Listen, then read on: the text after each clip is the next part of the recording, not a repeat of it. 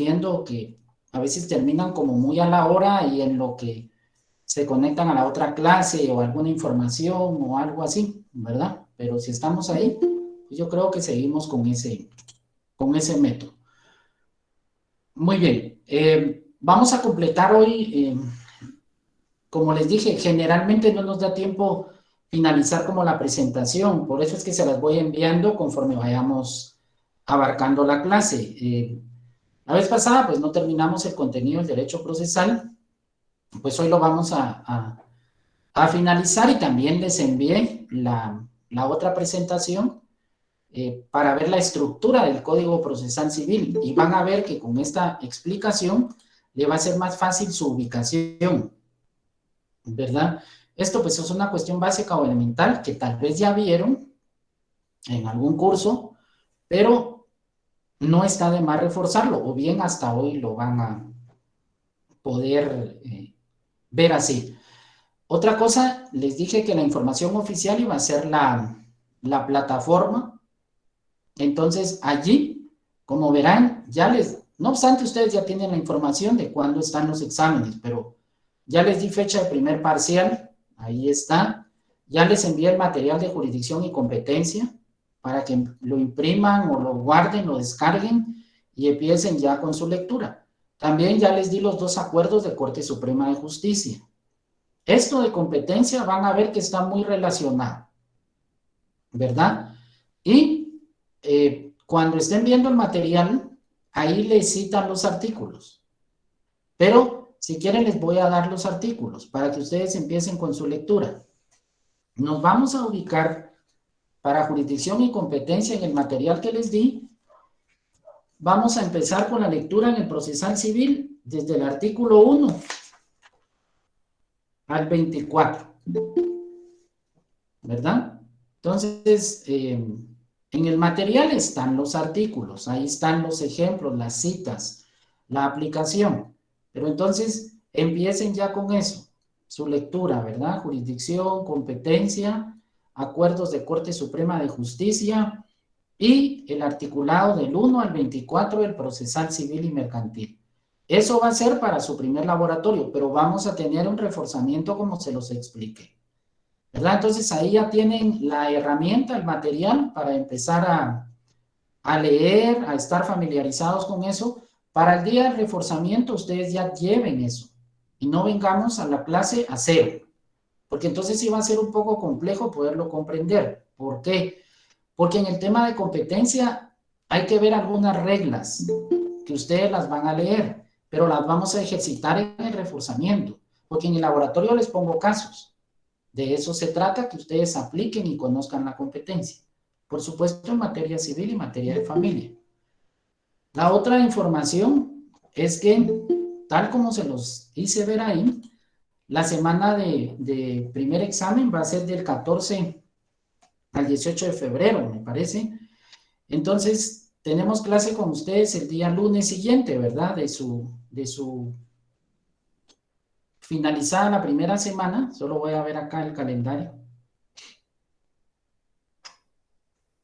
Entonces, la semana del primer parcial será del 14 al 18. Con ustedes vamos a tener clase el 21 de febrero. Entonces, ahí vamos a tener el reforzamiento de jurisdicción y competencia. Prácticamente casi como un mes, ¿verdad? Y el 24 vamos a tener el laboratorio. El laboratorio, al igual, yo lo subo a la plataforma como tarea, ¿verdad? Ustedes lo descargan, lo trabajan y me lo envían de la misma forma. Yo lo califico al igual por la misma forma a través de la plataforma y les doy su nota y ustedes van a ver cuánto sacaron en su laboratorio. Entonces ahí van teniendo ese control, ¿verdad? Entonces, hasta hoy vamos al día en la información. De aquí no hay ningún cambio, sino seguimos en lo que ya les di. Entonces ya les di los lineamientos hasta su primer parcial. ¿Dudas ahí? ¿Está claro? ¿No? ¿Todo bien? Bueno. Ya coloqué la presentación, solo me dicen si la ven. ¿Sí la ven? Sí, licenciado. Muy bien, gracias. Bueno, nos quedamos con ustedes en contenido del derecho procesal, y si no estoy mal, me corrigen. Nos quedamos en el arbitraje, ¿verdad? Ahí les expliqué un poco, ¿verdad? Quedamos en eso y les recalqué que ahorita no es tema que ustedes manejen el arbitraje, es contenido del derecho procesal. Entonces, a grosso modo, o de una forma así muy general, expliqué qué es el arbitraje, pero como les digo, yo no les voy a preguntar, defíname arbitraje, ¿quién es el? No, eso ya será para su preespecialidad, especialidad y en el curso de Derecho Procesal Civil 2, pero deben de tener el concepto general del contenido del derecho procesal y que también es el arbitraje, que es un procedimiento privado llevado ante árbitros, que en el caso de nuestro país funciona en Cámara de Comercio, Cámara de Industria, y son sometidos a ese conocimiento de árbitros las personas que así deciden en un contrato o en una cláusula independiente o en un documento independiente. Usted realiza un contrato de provisión de suministros o proveerle a una entidad comercial, por ejemplo, como dije, pollo campero, y cualquier controversia van a arbitraje. Entonces, en Cámara de Industria o Cámara de Comercio llevan su proceso de arbitraje. Entonces, hay 1, 2, 3 árbitros que deciden sobre la controversia. Y muchas figuras, como en el deporte, en el mundo artístico y todo, van a arbitraje para evitar ese conflicto muchas veces a través de que sean vistos que están enfrentando un proceso, ¿verdad? Me refiero a índole de prestación de servicios o la actividad profesional, comercial o lo que realicen. Ahora, existe una legislación propia, les di el número de decreto, pero como les digo, ese será tema de estudio. Ahorita solo es explicarles para que ustedes pues, vean el contenido del arbitraje. Perdón, jóvenes, solo acepto algunos alumnos acá.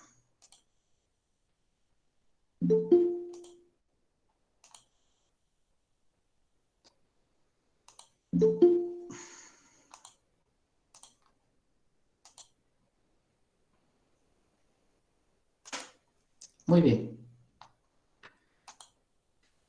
Parte del contenido del derecho procesal sobre una estructura contemporánea o más moderna, que es la que estamos viendo ahorita, están las cuestiones procesales constitucionales. Ustedes, entiendo, ya llevaron un curso de procesal constitucional.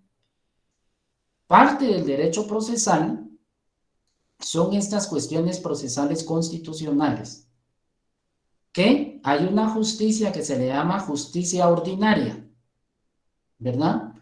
Dentro de ello, lo que conocen los jueces en primera instancia, es decir, conforme el conocimiento que tienen en razón de su competencia.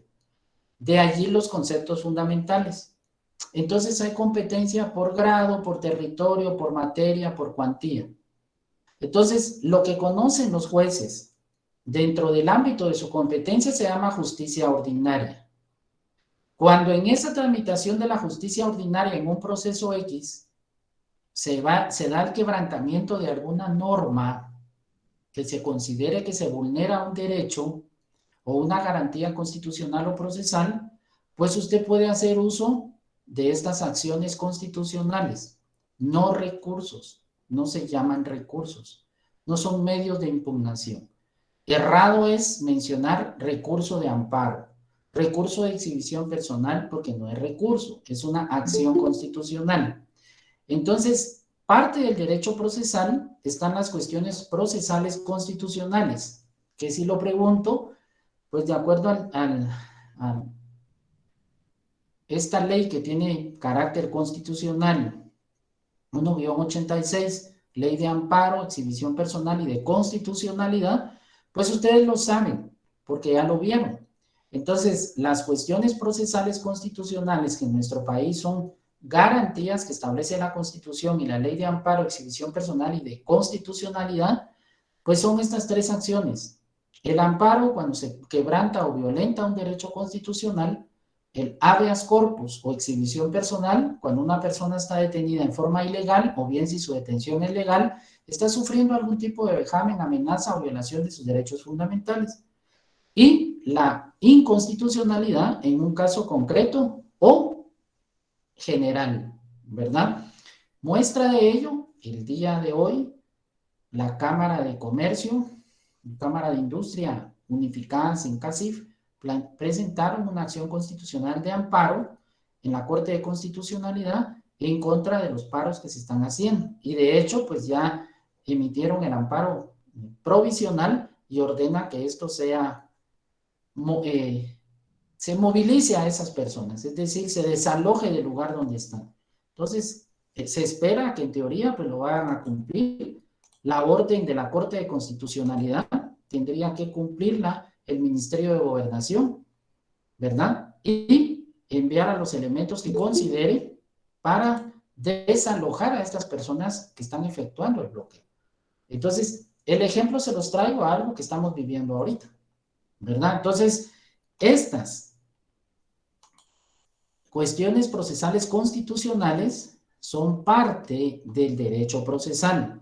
¿Por qué? Porque en un proceso común, en un proceso que usted esté llevando como abogado, como abogada, tendrán la posibilidad de interponer alguna de estas acciones procesales, ya sea que nazcan como consecuencia de un proceso o como consecuencia de un acto administrativo o un acto arbitrario que permita la ley entonces promoverlas. Entonces, queda claro, parte del contenido del derecho procesal, pues son las cuestiones procesales constitucionales. Entonces, si ustedes se dan cuenta, no nos quedamos, como vimos en la estructura clásica, solo con acción, jurisdicción y el proceso, sino además llevamos ¿qué? Solución extrajudicial de conflictos, la conciliación. Además, arbitraje. Además, cuestiones procesales constitucionales.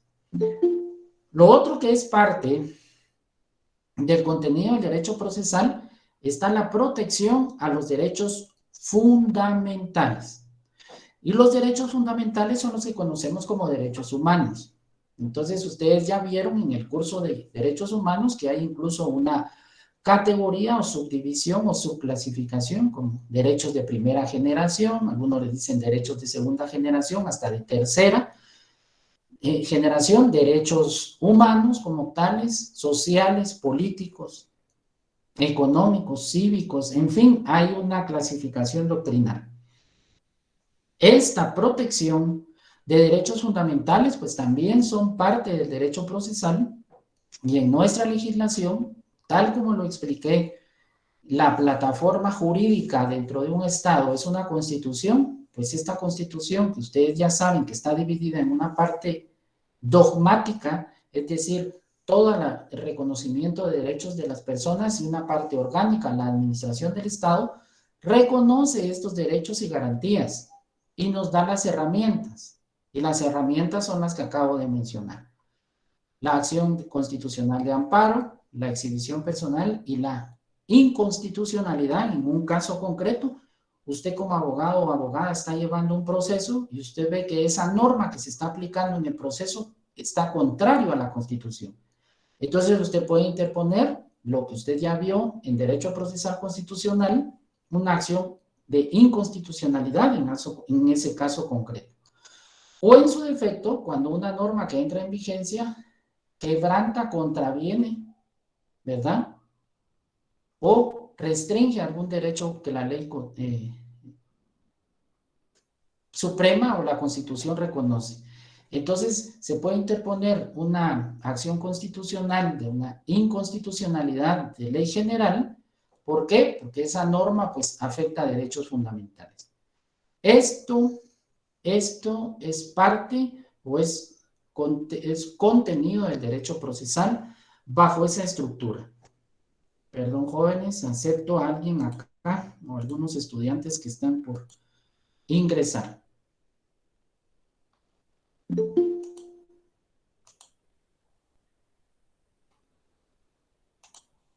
Muy bien. Lo último, parte del contenido de derecho procesal está esto, el numeral quinto. Cuestiones de derecho procesal internacional. El contenido del derecho procesal también abarca derecho internacional. Guatemala es signataria, es firmante, eso quiere decir, ha firmado tratados y convenios internacionales donde reconoce la aplicación y observancia de normativa internacional, ¿verdad? Entonces, pues hay diferentes tratados, diferentes convenios de diferente naturaleza. Por ejemplo, pues hay un Código de Derecho Internacional Público, hay un Código de Derecho Internacional Privado, hay tratados y convenios en materia económica, tratados y convenios en materia de derechos humanos, hay tratados y convenios, por ejemplo, a nivel de región, como América, digamos, como tal, del Istmo, o sea, me refiero a la región de Centroamérica, como a nivel mundial. Guatemala es parte de la Organización de Naciones Unidas y ahí se crean convenios y tratados internacionales en los cuales Guatemala pues es firmante, es parte. Entonces, esto también es parte del derecho procesal y no digamos en materia de derechos humanos. Y para ello, pues esto tal vez ya lo vieron ustedes, pero lo voy a reforzar o lo voy a recordar porque Guatemala cuenta con una constitución que se le llama convencionalizada y voy a explicar por qué. Y no soy tampoco muy partidario de que tengamos mucha lectura de ley. ¿Por qué? Porque muchas veces se vuelve cansado y usted tiene la ley y su función, su tarea también como estudiante es que usted lea, ¿verdad? Pero no se trata de que leamos 20 artículos y empecemos con fulanito, con el número 1, sutanito el 2, menganita 3, y eso lo puedo hacer yo en mi casa, ¿verdad? Leer la norma y usted lo hace. No se trata eso de la clase, sino aprovecharlo de otra forma. Sin embargo, para poder comprender un poquito más esto que les acabo de decir, que es parte del derecho procesal, pues normas de derecho procesal internacional, Guatemala, por lo que ya expliqué, pero hay dos artículos muy fundamentales para abrirnos un tanto la perspectiva de que por qué contamos con una constitución así. Y estos están los artículos 44 y 46, ¿verdad? De la Constitución Política de la República de Guatemala, que también se los pedí. Entonces, solo voy a quitar un poco la presentación y vamos a darle una breve lectura a eso y lo vamos a poder comprender de alguna mejor manera. Bueno, quien tenga su constitución ahí, que me hiciera el favor de leer el artículo 44, así voluntariamente. Artículo 44. Artículo Buenas noches, 44. licenciado. Gracias, muy amables. Jocelyn creo que empezó y después quien iba a leer creo que era Carlos o no sé, lee el 46. Entonces leamos el 44, ¿quién inició? Gracias. Artículo 44. Derechos inherentes a la persona humana. Los derechos y garantías que otorga la Constitución no excluyen otros que, aunque no figuren expresamente en ella, son inherentes a la persona humana. El interés social prevalece sobre el interés particular. Muy bien, gracias. El artículo 44 de la Constitución Política de la República de Guatemala nos establece que son derechos inherentes a la persona, es decir, que por naturaleza le pertenecen. ¿Sí? Inherente quiere decir que solo por el hecho de ser persona ya tiene esos derechos. Sin embargo, si se dan cuenta, ese artículo 44 nos abre la puerta ¿a qué? A reconocer más derechos que no estén taxativamente, es decir, literalmente establecidos en la Constitución u otras leyes. Entonces, hay otros derechos que pueden ser reconocidos. Y vemos el último párrafo del artículo, que el interés general prevalece sobre el particular. Entonces, ¿Qué interés particular está prevaleciendo hoy con los bloqueos o será un interés general? Están afectando al interés general. Sin embargo, están protegiendo un interés particular, que es el no aceptar o el no querer adquirir un seguro por daños a terceros. Ese es un tema que nos daría mucho que discutir y hablar, pero solo estoy citando el ejemplo. ¿A qué me refiero entonces con las normas de derecho internacional? Entonces, si estamos viendo el artículo 44, ¿por qué? Porque el artículo 44 nos abre la puerta a reconocer otros derechos. ¿Y con cuál se complementa? Con el artículo 46. Entonces, quien había iniciado, ¿puede leer el 46? Artículo 46. Preeminencia del derecho internacional. Se establece el principio general de que en materia de derechos humanos, los tratados y convenciones aceptados y ratificados por Guatemala tienen preeminencia sobre el derecho interno. Gracias. Muy amable, Luis. El artículo 46 entonces nos complementa el artículo 44. Y vemos que Guatemala ha establecido como norma constitucional que en materia de derechos humanos, vean eso, como el artículo 44 nos establece que nos podemos reconocer otros derechos que no estén puntualmente en la Constitución. Entonces el artículo 46 establece que en materia de derechos humanos, los tratados y convenciones, de ahí por qué tenemos una Constitución convencionalizada. ¿Por qué? Porque reconoce derechos que están establecidos en tratados y convenios internacionales o convenciones. Es decir que en materia de derechos humanos pueden haber otros derechos reconocidos a nivel internacional y Guatemala está obligado a reconocerlo. Existe una Corte Interamericana de Derechos Humanos. Esta Corte Interamericana de Derechos Humanos emite sentencias que lastimosamente Guatemala ha sido condenada por ello. Entonces Guatemala está obligada ¿a qué? A reconocer los tratados y convenios internacionales y las sentencias que ha dictado la Corte Interamericana de Derechos Humanos. Por eso es que tenemos una constitución que se llama Constitución Convencionalizada. ¿Por qué? Porque reconoce tratados y convenios internacionales y ahí están reconocidos esos derechos. Es decir, que usted como juez, jueza, abogado o abogada en el ejercicio de su profesión podrá citar, además de derechos reconocidos en la Constitución, derechos reconocidos en tratados y convenios internacionales. Y si se es jueza o juez, está obligado a ejercer control de convencionalidad, es decir, las sentencias dictadas por Corte Interamericana de Derechos Humanos. Hay una situación procesal, ¿verdad? Que usted tiene en una ley ordinaria en nuestro país. Pero si esto contraviene un derecho internacional, no la debe de aplicar, sino que en su defecto deberá reconocer el derecho que reconoce esta convención o tratado internacional. Muestra de ello, ustedes han escuchado estas leyes que se han creado, que son decretos del Congreso, como por ejemplo la alerta Alba Kenneth, que es la localización, ubicación de niños, niñas y adolescentes. Y también actualmente hay una que se llama Isabel Claudina. Lastimosamente es una sentencia en contra del Estado de Guatemala en casos de desapariciones y muertes de mujeres víctimas de violencia contra la mujer o víctimas de desaparición. Entonces obliga al Estado a tomar la debida diligencia para darle seguimiento a estos casos donde se han quebrantado derechos fundamentales.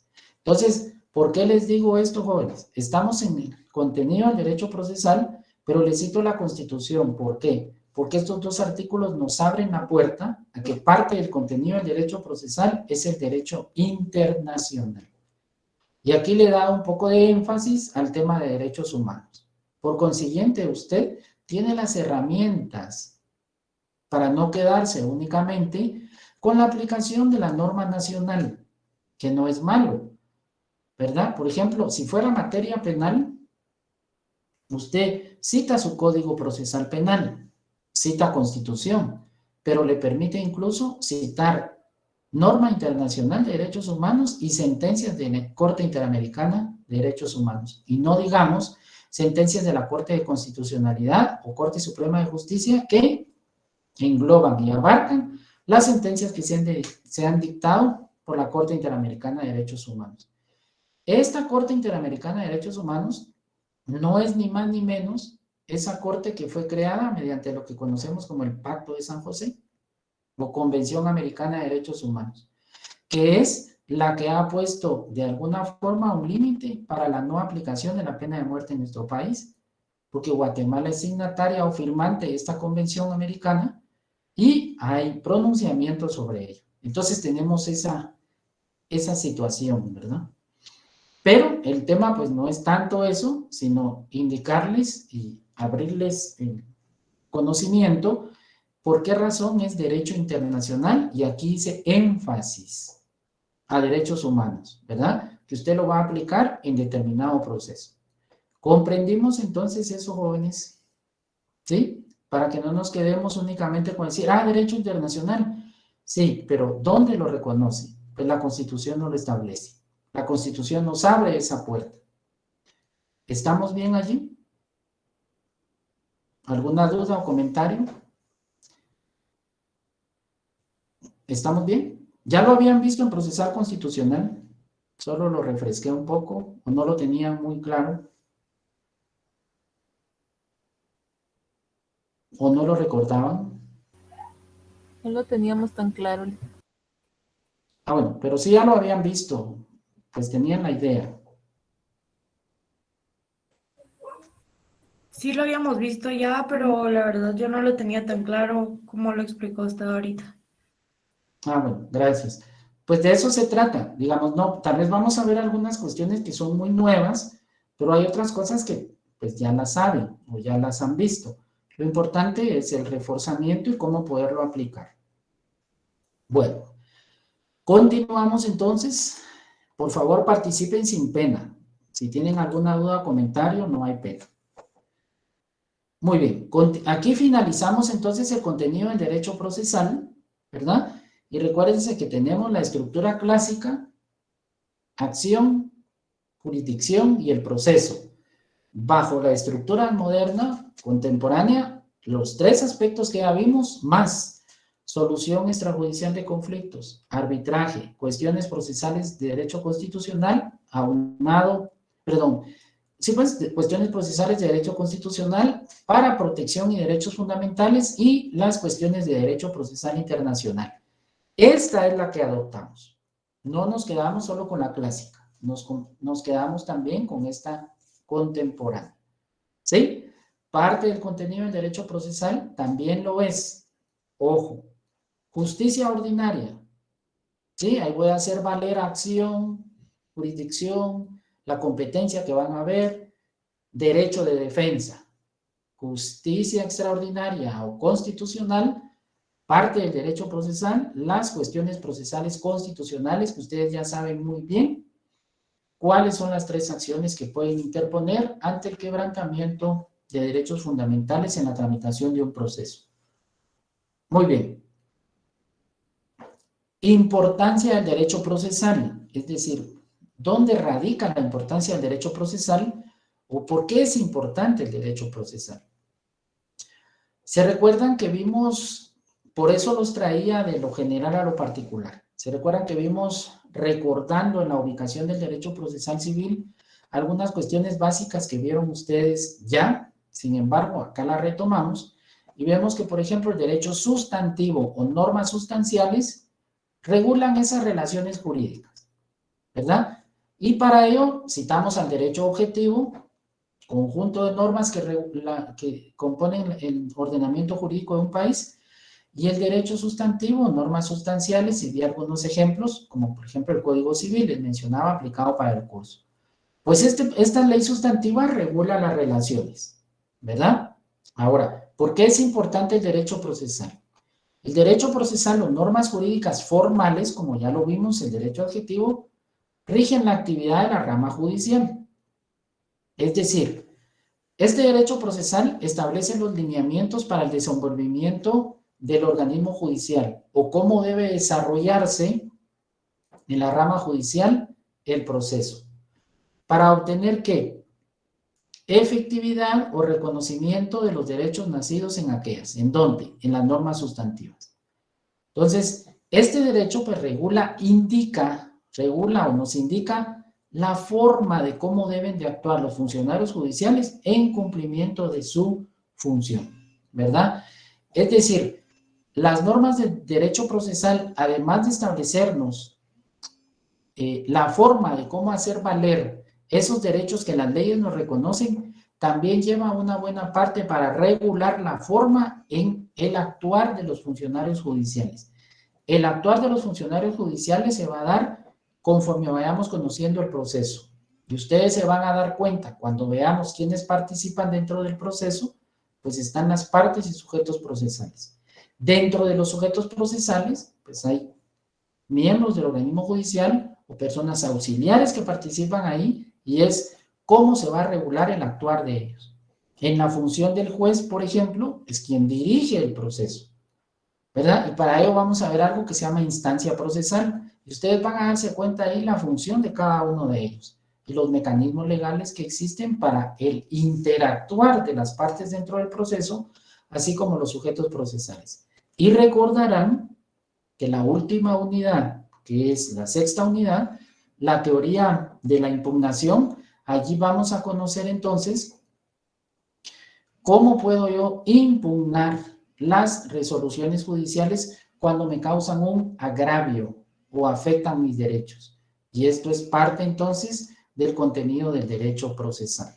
Entonces, ¿dónde radica la importancia del derecho procesal? Porque hay normas de derecho sustantivo que me reconocen esos derechos, y el derecho procesal o normas jurídicas formales me van a indicar la forma, van a poner en funcionamiento al organismo judicial, y además de ello, o del Poder Judicial o de la rama judicial, y además de ello me va a indicar la forma cómo debe de actuarse dentro de la tramitación del proceso. Es por ello que usted acá va a aprender que hay normas sustantivas que reconocen derechos y obligaciones, y va a aprender la forma de cómo hacerlas valer, ¿verdad? ¿Vamos bien allí? Muy bien. Naturaleza jurídica del derecho procesal. Y miren, jóvenes,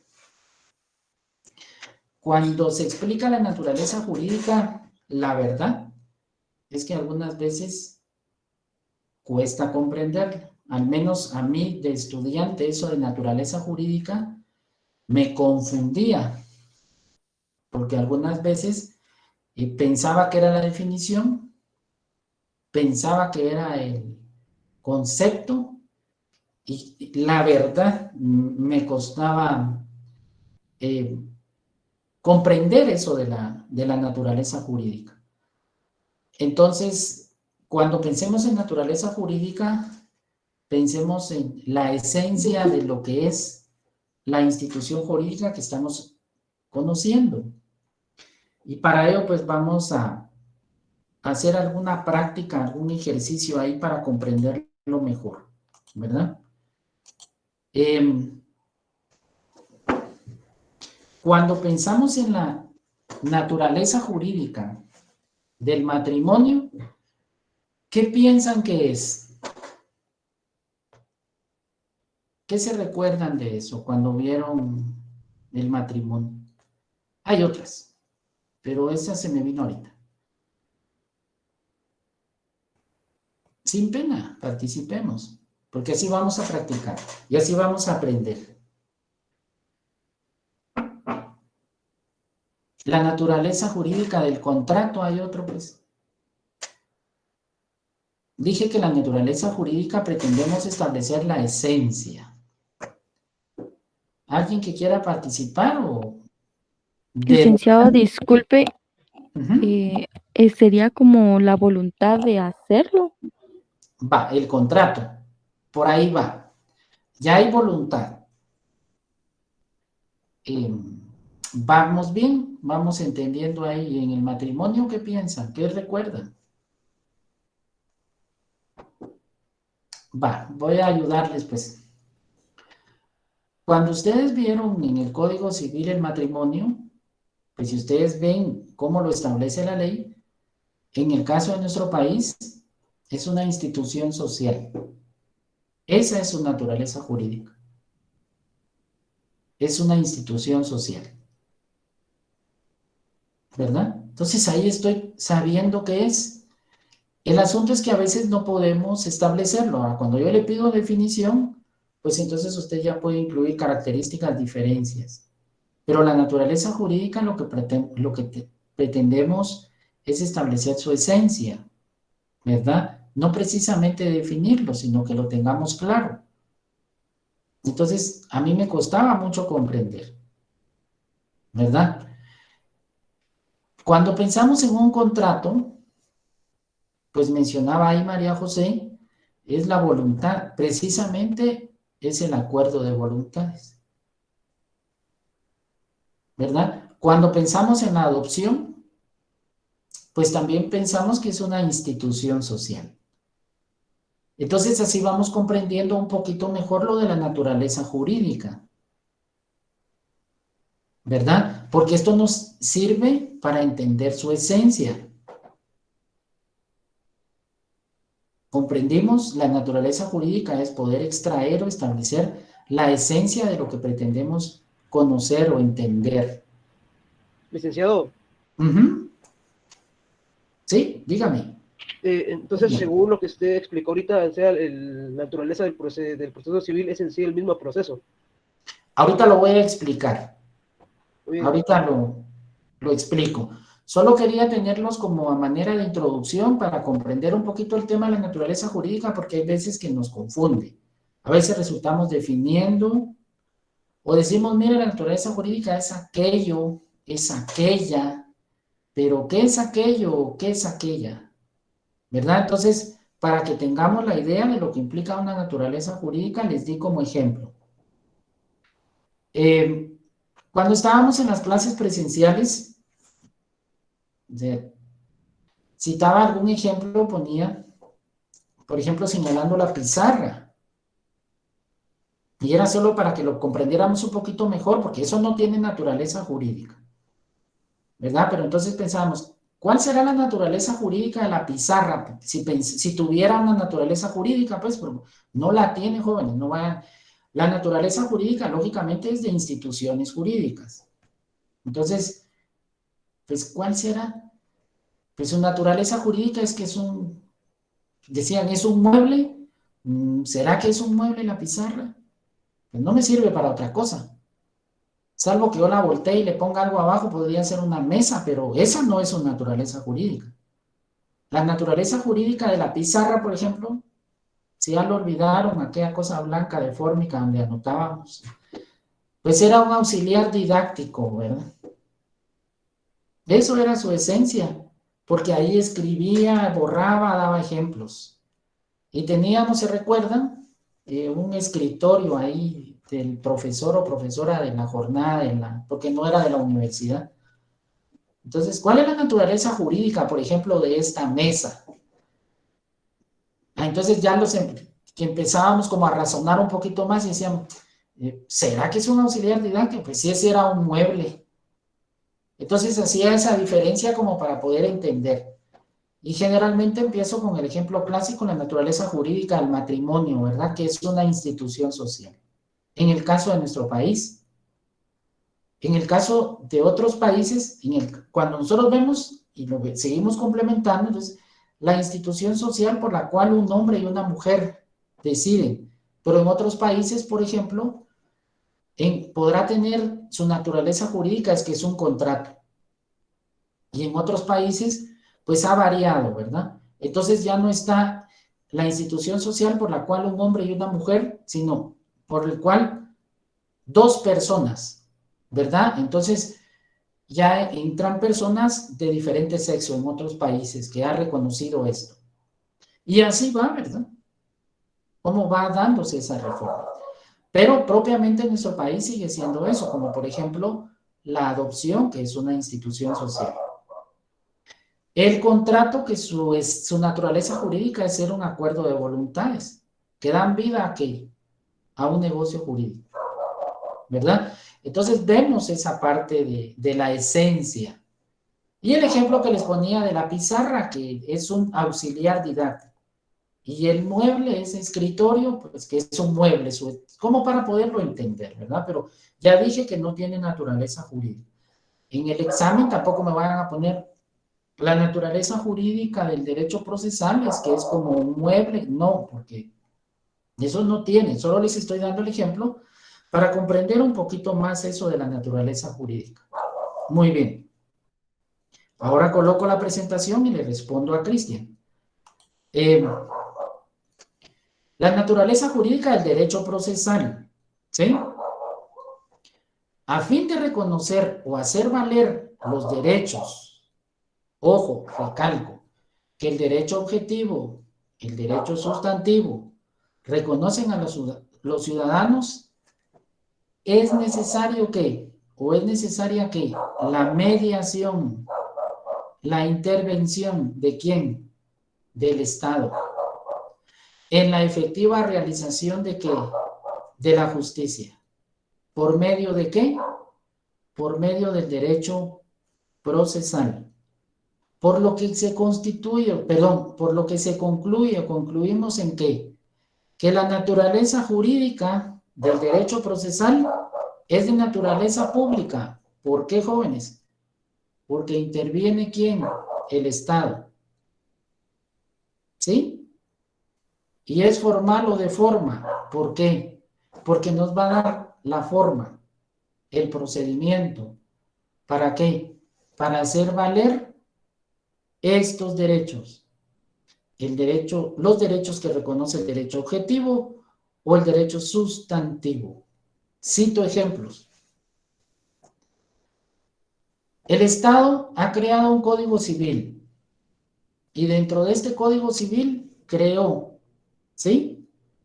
La institución de los alimentos o la institución de los contratos o la institución de los daños o la institución de las obligaciones.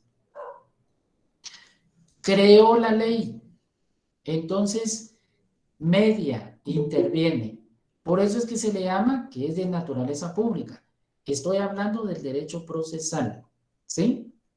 Ahora, ¿por qué se le reconoce esa parte que su naturaleza jurídica es pública? Porque el Estado interviene ¿en qué? En crear la norma. Ahora, esencialmente es formal o de forma. ¿Por qué? Porque este derecho procesal me va a enseñar o me va a indicar la forma de hacer valer esos derechos. Entonces usted, en su oficina profesional como abogado o abogada litigante, pues llega una persona y le dice, licenciado o licenciada, fíjese que yo necesito que me pasen una pensión alimenticia, o me den alimentos, o me den pues un pago mensual, porque yo tengo derecho, porque soy hijo, porque soy esposa, porque soy padre y estoy imposibilitado, o madre. Entonces usted va al Código Civil y dice, bueno, veo la institución de los alimentos. ¿Quiénes están obligados a darse alimentos? ¿Quiénes tienen esos derechos? ¿Y qué abarcan? Bueno, aquí la tengo como ley sustantiva. Pero ¿y ahora cómo hago para hacer valer esos derechos? Entonces, el derecho procesal le va a indicar la forma. ¿Cómo hacerlo valer? Entonces va a aprender en este curso que hay un juicio que se llama juicio oral, donde se discute todo lo relacionado a la fijación, modificación o extinción de la obligación de pasar alimentos. Entonces usted va a ir al código y procesal civil como un derecho de forma y le va a indicar los pasos a seguir. Bueno, pero ¿y dónde lo tengo que plantear? Bueno, para eso va a aprender sobre competencia. ¿Verdad? Otro ejemplo. Solo acepto a alguien acá. O a alguien. Otro ejemplo. Y jóvenes, por favor, cuando yo cito ejemplos de verdad, los tomo al azar. Por favor, no estoy tomando un ejemplo por aludir. No estoy tomando el ejemplo por aludir a alguien o por lo que estoy diciendo por alguien. Simplemente son ejemplos al azar. ¿Sí? Como dije desde el inicio, mi respeto para ustedes Y si cito un ejemplo, y cabalmente sea una situación así, pero no lo estoy haciendo por nada. Por ejemplo, usted está como abogado o abogada en su oficina profesional y llega una persona y le dice, mire, licenciado, fíjese que, o licenciada, que yo soy dueño de una casa, o soy dueño de este local comercial, y le di en arrendamiento y ya van 3 meses y no me paga la renta, ¿verdad? Y hicimos este contrato, o hicimos este documento. Ah, bueno, entonces usted va al Código Civil, Derecho Sustantivo, y establece dentro de la clasificación de los contratos, el contrato de arrendamiento. Y que el incumplimiento de un solo pago sobre renta dará lugar a que se promueva la desocupación. Ah, bueno. Y usted le explica, mire, señor, señora, usted con el Código Civil, usted tiene el derecho, usted es el arrendante, y aquí establece que si se incumple un solo pago, pues se le va a lograr la desocupación. Eso quiero, licenciado o licenciada, que por favor saquen a la persona y que me pague. Fíjese que no me ha pagado 4 meses de la renta, cortaron el servicio, además se causaron daños en la propiedad y le empieza a decir, mire, lo que quiero es eso. Ah, bueno. Entonces usted ya le dio la información sobre derechos que la ley sustantiva la reconoce. Entonces va a la forma de cómo hacerlo valer. Entonces hay un juicio que se llama juicio sumario de desocupación y cobro de rentas atrasadas. Y el Código Procesal Civil le da a usted los lineamientos, la forma y los pasos para llevar a cabo ese juicio. Ven allí entonces la importancia del derecho procesal y la naturaleza jurídica del derecho procesal, que es un derecho procesal de naturaleza pública porque el Estado ha intervenido para la creación de la norma. Y eminentemente es un derecho de forma, o derecho formal, porque le da la forma, la manera de hacer valer los derechos que están acá. Último ejemplo. Llega una persona, mujer, y le dice, pues yo tuve una relación con X o Y persona, y producto de ello, pues tuvimos una relación, y de esta relación, pues nació mi hijo o hija.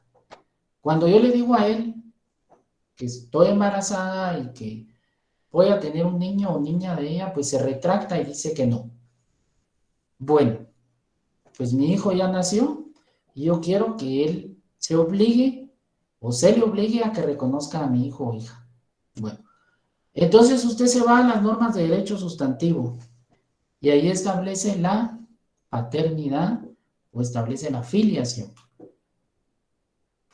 Entonces, lee la institución jurídica y ahí están los derechos que se reconocen y que con la reforma del Código Procesal Civil, pues la prueba fundamental es la prueba de ADN, ¿no? Ah, bueno, y ahí está en el Código Civil. Pero ahora, pues necesito ver nuevamente la forma para hacer valer esos derechos que la ley sustantiva reconoce.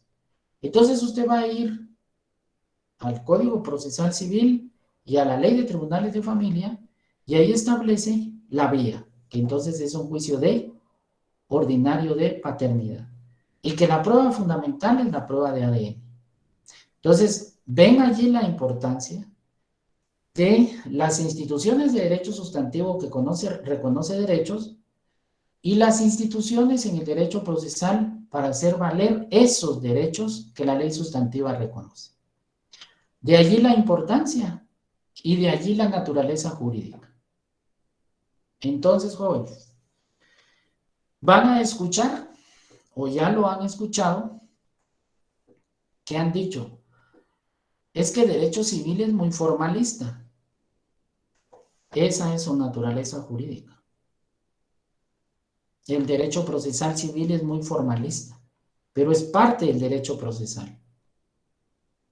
Ahora, el derecho laboral o el derecho procesal laboral o el derecho de familia o el derecho procesal penal es menos formalista pero no deja de ser de forma.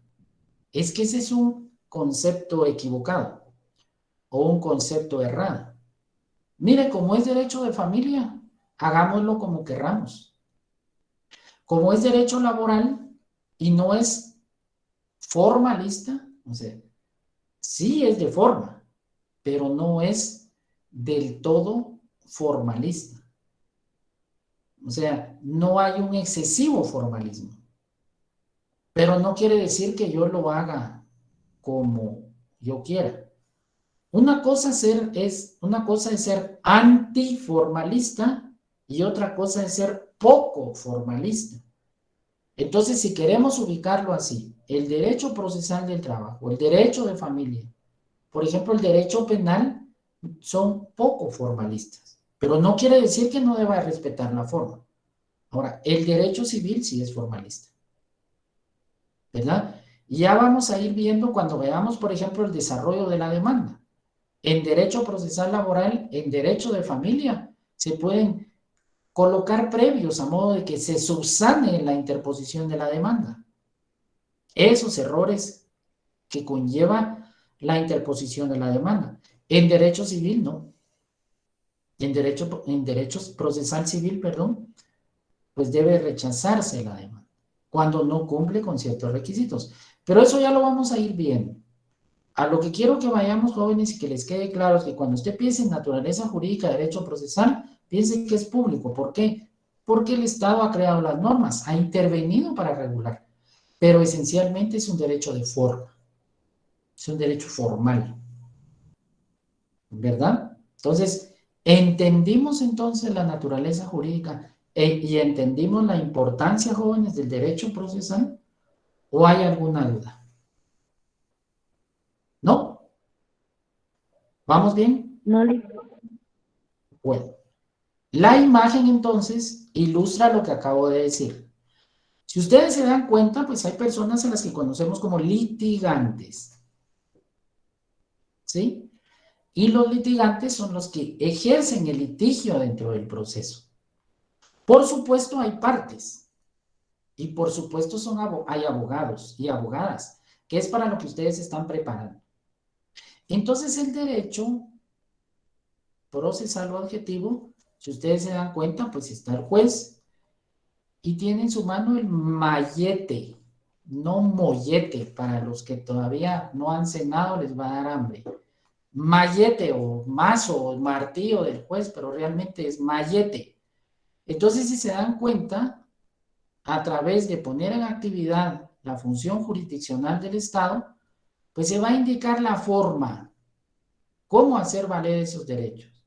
Entonces, tanto los abogados como el juez deben sujetarse a esa forma, a ese procedimiento llamado proceso, que en su momento lo vamos a ver, para reconocer o hacer valer esos derechos que la ley reconoce. Entonces los derechos no son solo procesales. En principio hay derechos de carácter sustantivo, ¿sí? Y luego pues hay derechos de carácter procesal. Y concluimos con una definición de derecho procesal civil, ¿sí? Y esta es la que nos rige para efectos de curso. Entonces, con esto, con lo que hemos venido explicando, si cabe la palabra, aterrizamos, ¿verdad? Concluimos con una definición para que luego que esto que hemos venido viendo, lo tengamos ya claro en una definición. Es una definición de Emilio Gómez Orbaneja. Conjunto de normas jurídicas, ¿sí? Que tienen por objeto la constitución de órganos estatales de la tutela judicial, es decir, órganos jurisdiccionales. Y es por ello que expliqué que cuando se acciona en el derecho procesal o el derecho de forma, se pone en actividad, en movimiento la actividad judicial del Estado. Se constituyen órganos jurisdiccionales, quienes van a ejercer la tutela judicial. Artículo 203 de la Constitución Política de la República de Guatemala. La justicia se imparte de conformidad con la Constitución y la ley. Entonces, se tiene la obligación de ejercer una tutela judicial. Y la tutela judicial implica el reconocimiento de derechos de las partes o quienes intervienen en el proceso. Aplicado al derecho civil o procesal civil, la parte actora o demandante tiene derecho de demandar y exigir que se restaure ese derecho que se considera que se le afectó. Y la parte demandada tiene el derecho de contestar una demanda, ¿verdad? Y de poder ejercer el derecho de defensa que se recoge en el artículo 12 de la Constitución Política de la República de Guatemala. ¿Qué implica entonces la tutela judicial? Reconocer ambos derechos, de acusar y de defenderse, y que ambos van a tener el derecho de probar, y que conforme los medios de prueba que se desarrollen dentro del proceso, el juez va a dictar una sentencia a través de la tutela judicial, va a reconocer el derecho a quien le corresponde o a quien le asiste la razón. De allí su actuar, de allí su intervención. Vamos a ver en el desarrollo del curso que usted va a ejercer una dirección y una procuración. Y usted va a dirigir a su cliente. Es como el médico que practica una cirugía. Usted va a dirigir a su cliente en el proceso, en la forma, y va a defender los derechos de él. Por consiguiente, se le llama asesoría técnica. Y para ello se está usted preparando.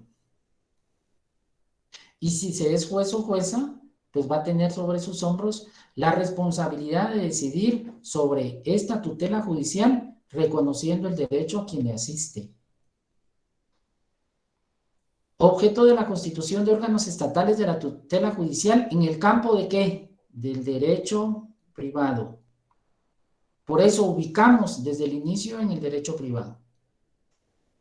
Va a establecer las condiciones y formas del procedimiento establecido para ella y las formas y efectos de los actos procesales.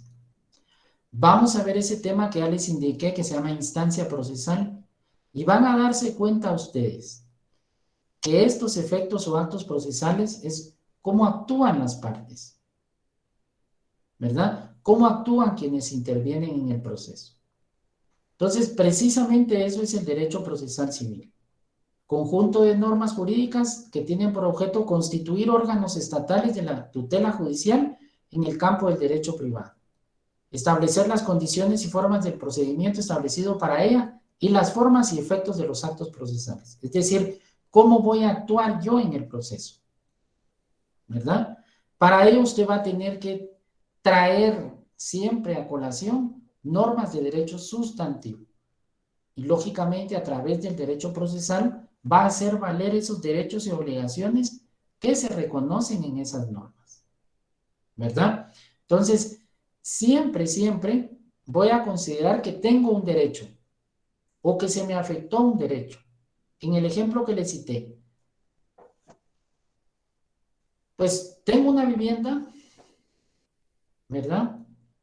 La modifico y construyo un local al frente y ahora lo doy en arrendamiento. Ese es mi derecho de propiedad. Lo doy en arrendamiento y yo quiero obtener un beneficio económico. Y estoy dando en arrendamiento en 3,000 quetzales el local comercial. Se lo arrendo a una persona, con el fin de que del 1 al 5 de cada mes me pague la renta y pague los servicios. Pero han pasado 5 meses y no me pagan ni ha pagado los servicios. Entonces yo he dejado de percibir 15,000 quetzales. Tengo afectado un derecho, ¿verdad? Tengo afectado un derecho. Voy con usted como abogado o abogada y le digo, mire, quiero que me paguen los 15,000 y que los saquen, porque no me ha pagado. Entonces hay un derecho quebrantado. Entonces usted a través de la promoción del proceso va a restituir ese derecho, ¿verdad? En lograr la desocupación, en lograr que en la demanda se soliciten medidas precautorias como el embargo de cuentas, el embargo de bienes, el embargo de porcentaje legal de salario, a modo de restituirse el derecho afectado en su cliente. Y eso lo va a hacer a través de promover la demanda y requerir la tutela judicial. ¿Verdad? Muy bien, jóvenes. ¿Vamos bien ahí? ¿Alguna duda? ¿Lo han comprendido? ¿Sí? Sí, licenciado. Muy bien. Por favor, si hay algo que no les queda claro, si hay algo que no estén de acuerdo, hay algo donde desean participar por algún ejemplo, háganlo sin ninguna pena porque lo importante es que se aprenda. ¿Queda muy claro entonces esto? Licenciado, Ajá, dígame Nancy. disculpe, fíjese de que he tenido un poquito de problemas con mi internet, pero ahorita en lo último que le logré captar, usted estaba dando un ejemplo de un arrendamiento, ¿verdad? Ujú. Entonces, en ese caso, se podría utilizar el juicio sumario de desalojo. Sí, va, vean pues. Ya en el semestre donde ustedes van, pues ya les preguntan algunas cosas, ustedes han visto ya algunas situaciones así, y al igual se va despertando la curiosidad sobre algunos temas o institutos procesales o instituciones jurídicas. Respondiendo a Nancy, en el ejemplo que les doy, está la figura, técnicamente se le llama desocupación o desahucio. O sea, se maneja indistintamente las dos, desahucio o desocupación. Pero está el juicio sumario de cobro de rentas y desocupación, y está el juicio sumario donde se promueve la desocupación o el desahucio como tal. ¿Cuál es la diferencia? En el primero, yo construí mi local y le digo a la persona, se lo doy en arrendamiento por un año, la renta es esto y no me paga.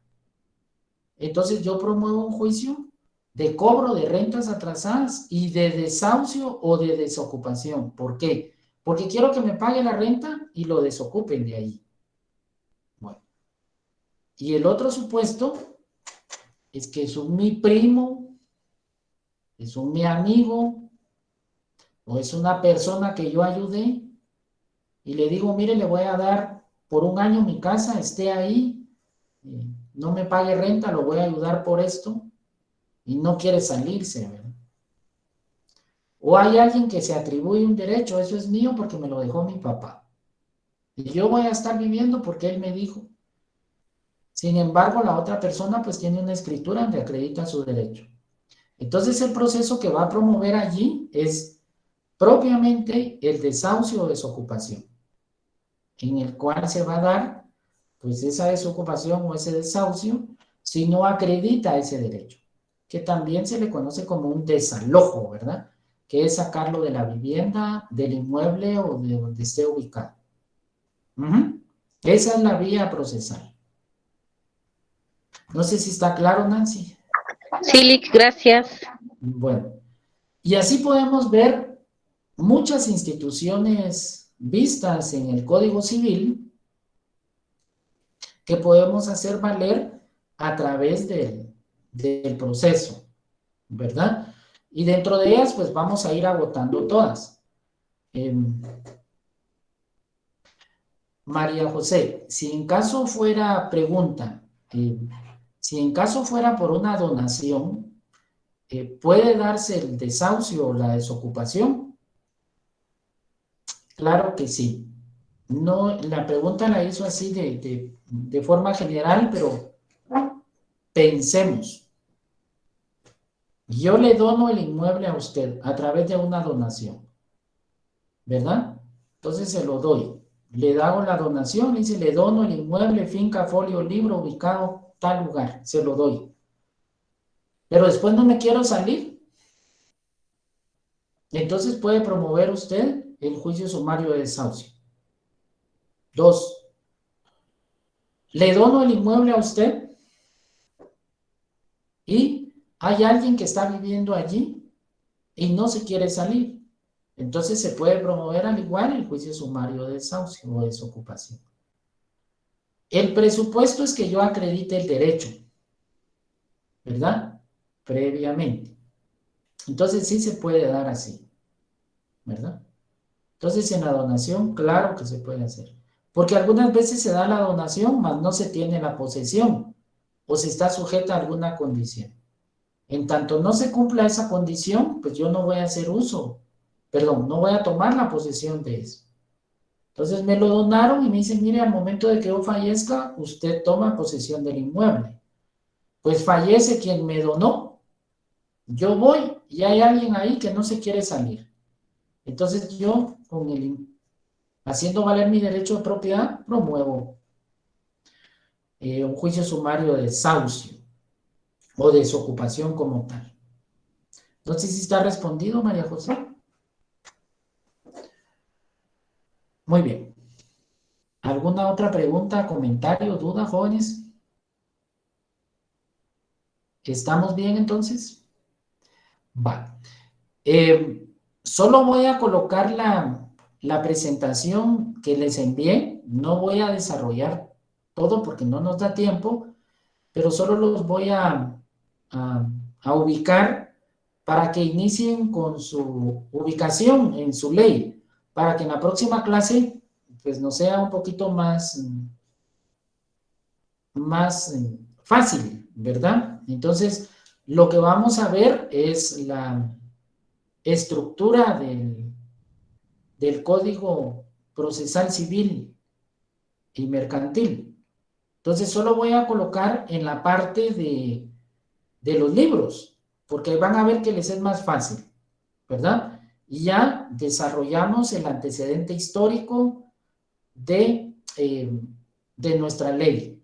Pero solo me interesa eso para que por lo menos le hagan la clasificación y ya les sea más fácil su ubicación en la próxima clase.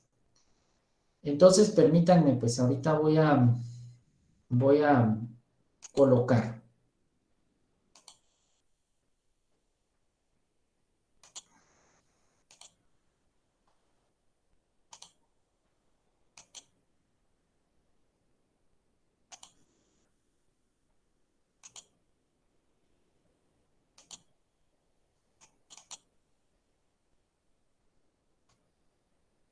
¿La ven, jóvenes?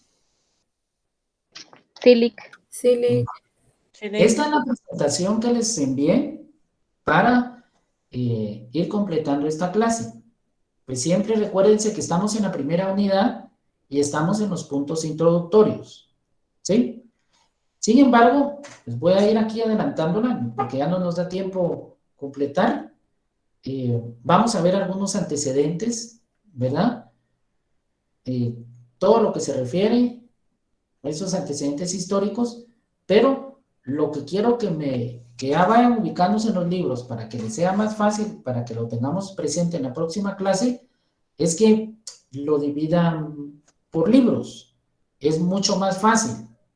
Y van a darse cuenta que cuando veamos alguna institución donde estemos, por ejemplo, cuando veamos jurisdicción y competencia, van a darse cuenta que ustedes deben de estar del 1 al 24.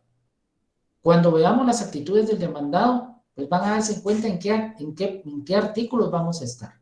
Entonces va a ser más fácil a modo de que ustedes no estén en esta búsqueda, ¿verdad? Que a veces no se encuentran las instituciones. Entonces, una buena forma de poderlos ubicar es por libros. Eso, lógicamente, lo vamos a hacer más despacio. Entonces, lo que les sugiero es como a ustedes les envié la presentación y la tienen ahí, solo ubíquense en esto último en la estructura. Entonces, por lo menos, eso lo pueden hacer en su ley.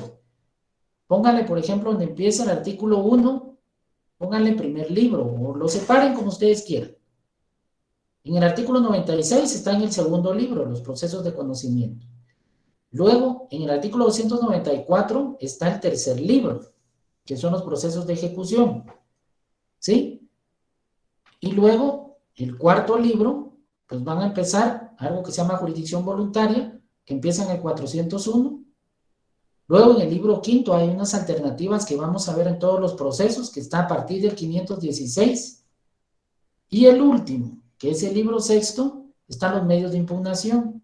Entonces, ustedes le ponen por ejemplo, un depósito, lo que ustedes consideren o quieran. Y si no, pues tampoco es obligatorio. Solo les estoy dando la idea.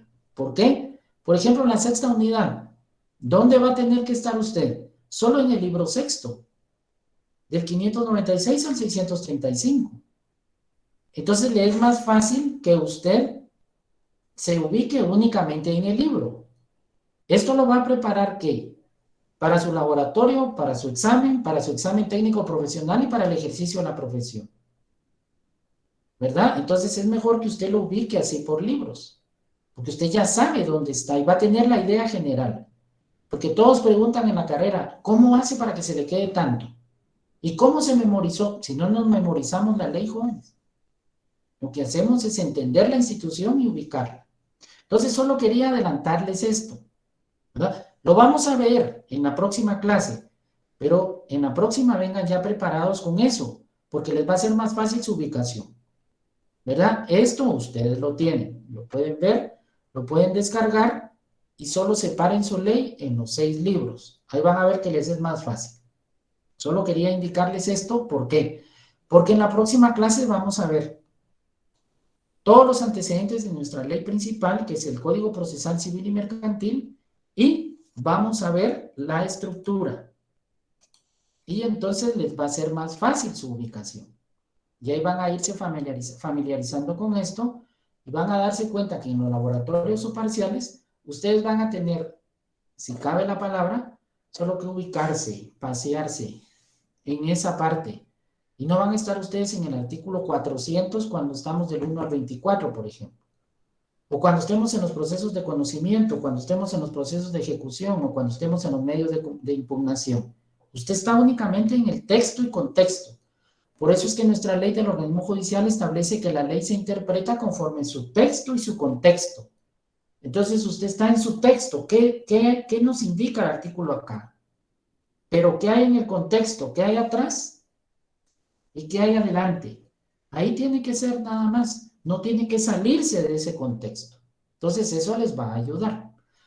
Solo la idea ahí para que la puedan separar y en la próxima clase les sea más fácil su ubicación.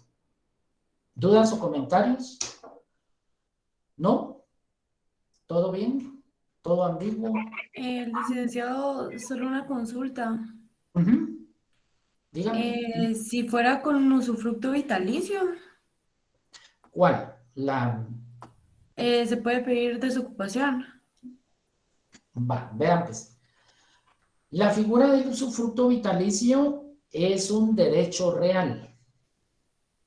Y cuando establezco derecho real, recuérdense que hay de goce, de propiedad, de uso, de disfrute. Entonces la figura del usufructo vitalicio implica un gravamen para el inmueble. Entonces, el ejemplo, yo soy el papá o soy el abuelo, solo por decir algo, y le doy a mi hijo o a mi nieto y le digo, te vendo mi propiedad, ¿sí? Pero yo me voy a reservar el usufructo, es decir, los frutos. Entonces esta propiedad es de mi hijo o de mi nieto, pero esta propiedad está en arrendamiento. ¿Quién sigue recibiendo los frutos? Yo. Esta propiedad tiene café. ¿Quién sigue percibiendo los frutos? Yo. ¿Sí? Entonces, el usufructo se lo doy por 10 años. Pensemos. Terminan los 10 años y no me quiero salir de ahí. Me pueden promover un sumario para sacarme, porque yo el usufructo solo se lo doy por 10 años. Ahora, si es vitalicio, es hasta cuando yo ya fallezca. Ya se puede disponer libremente de eso. Y precisamente vi un caso real. Una persona ya de avanzada edad le da a su hija un inmueble con cultivo de café. Entonces él se reservó el usufructo, es decir, él podía entrar, podía cosechar, y de repente un día la hija le circula el inmueble y él ya no puede pasar. ¿Verdad? Entonces él hace valer eso, porque él goza del usufructo y que lógicamente se desocupe, no obstante que es la propietaria, pero el usufructo es vitalicio. Ella estaba cambiando eso, ¿verdad? Entonces, sí se puede dar de una u otra forma, por eso le cité los dos ejemplos. En algunos inmuebles, el usufructuante o el usufructuario, porque son quien da y quien recibe. Por ejemplo, si yo no vivo allí, pero sí percibo la renta, pues lógicamente el arrendatario sigue allí y yo solo percibo la renta. Pero si yo vivo allí y el usufructo lo di por 10 años y se vencieron los 10 años, el propietario me puede sacar, ¿verdad? Entonces, por eso es la que les decía que puede darse de dos vías. Yo puedo hacer valer mi derecho, ¿verdad? Como beneficiario del usufructo, o bien se puede hacer en contra de mí, porque lo dejé sujeto a una condición. Me atrevo a decir que en la mayoría de casos el usufructo es vitalicio. Es como una idea de ponerle ahí si cabe la palabra, pues un candado, ¿verdad? Para no disponerse del bien hasta en tanto yo ya no esté. Eso es como una idea, como un objetivo. Pero sí se puede dar la desocupación. Sí se puede lograr. En el ejemplo que les di de este señor anciano que su hija le cierra y él era el beneficiario del usufructo, la desocupación de ella. O en su defecto él lo dio para 5 años. Ya el usufructo lo tengo por 5 años, pero ahora ya me arrepentí, no me quiero mover. Se puede lograr una desocupación. Porque él ya no es el propietario, él ya lo dio y se reservó el usufructo. Muy bien, no sé, creo que Ingrid se salió de la clase ahí o no sé qué pasó, pero esa era la duda. ¿Alguna otra duda, jóvenes? ¿No? Muy bien. Como siempre es un gusto saludarlos, compartir con ustedes. Nos vemos Dios mediante el día jueves para completar el tema de la estructura del código y siempre les envío alguna presentación si nos da tiempo a avanzar más. Que tengan una muy buena noche. Gracias, licenciado. Feliz noche. Buenas noches, Lic. Buenas noches, Lick. Para servirles, jóvenes, buenas noches. Que descansen.